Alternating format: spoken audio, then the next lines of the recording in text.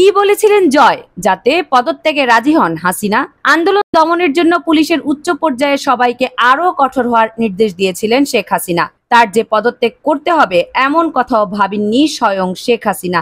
তবে 5ই আগস্ট সকাল থেকেই পরিস্থিতি পাল্টে যায় নিমিষেই। জানা গেছে গোয়েন্দা রিপোর্ট আর কর্মকর্তাদের কথায় কোনোভাবেই পদত্যাগে রাজি হচ্ছিলেন না শেখ হাসিনা। এমনকি তার বোন শেখ রেহানা তাকে পদত্যাগ করতে রাজি করাতে পারেননি। তবে শেখ হাসিনার ছেলে সজীব ওয়াজেদ জয়ের সাথে ফোনে কথা বলার পরপরই পদত্যাগে রাজি হয়েছিলেন তিনি। কি এমন বুঝিয়েছিলেন জয় যে নিজের সিদ্ধান্তে একরোখা বলে খ্যাত শেখ হাসিনা পদত্যাগে রাজি হয়ে গেলেন? বিভিন্ন গণমাধ্যমে প্রকাশিত প্রতিবেদন বিশ্লেষণ করে দেখা গেছে যে সেদিন সকাল থেকেই ঘোলাটে পরিস্থিতি ছিল গণভবনে। সকাল 10:30টায় সশস্ত্র বাহিনীর ঊর্ধ্বতন কর্মকর্তাদের সঙ্গে বৈঠকে বসেন শেখ হাসিনা। এই বৈঠকে আন্দোলন দমাতে ব্যর্থ হওয়ায় নিরাপত্তা কর্মকর্তাদের ভর্ৎসনা করেন তিনি। এ সময় তিনি যে কোনো মূল্যে আন্দোলন থামানোর নির্দেশ দেন, কিন্তু আরো রক্তপাত এড়াতে সশস্ত্র বাহিনী তার এই নির্দেশ পালনে অস্বীকৃতি প্রকাশ করেন। 3 বাহিনীর প্রধান এবং পুলিশের আইজি তাকে দেশের বাস্তব চিত্র বিশ্লেষণ করে পদত্যাগ ছাড়া আর কোনো উপায় নেই বলে জানান, কিন্তু তিনি পদত্যাগ করবেন না বলে নিজের অবস্থানে অনড় থাকেন।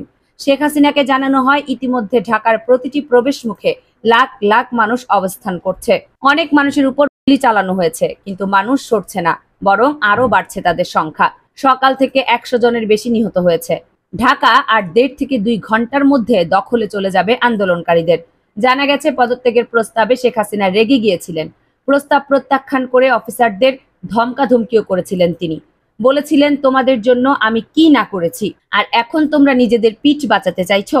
তার এমন প্রতিক্রিয়ায় শেখ হাসিনার বোন শেখ রেহানার সঙ্গে গণভবনে ভিন্ন এক পক্ষে কথা বলেন কর্মকর্তারা, কিন্তু শেখ রেহানাও বড় বোনকে বোঝাতে ব্যর্থ হন। এরপর ফোন করা হয় যুক্তরাষ্ট্রে থাকা শেখ হাসিনার ছেলে সজীব ওয়াজেদ জয়কে। তিনি কর্মকর্তাদের সঙ্গে প্রথমে সরকারকে রক্ষা করতে তাদের ব্যর্থতার কথা তোলেন।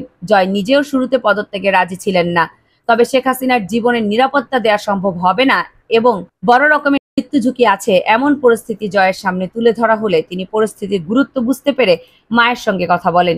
বিভিন্ন সূত্রে জানা যায় শেখ হাসিনা ও তার পুত্র জয়ের ফোন আলাপ হয় মিনিট 10 মতো।